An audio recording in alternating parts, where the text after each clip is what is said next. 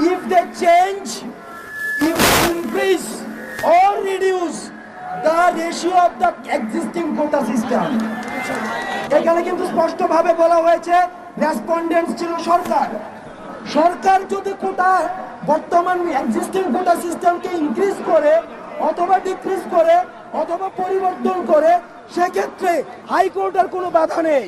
আমরা এখন প্রশ্ন করতে চাই, যারা এতদিন আমাদের আন্দোলনকে বিতর্ক করতে চেয়েছেন, তারা কি উদ্দেশ্য ছিল তাদের? সুতরাং এতদিন পর্যন্ত সরকারের যে মহল আমাদেরকে বারবার বলেছেন হাইকোর্টের উপরে ভরসা রাখতে, আমরা হাইকোর্টের উপরে ভরসা রেখেছি।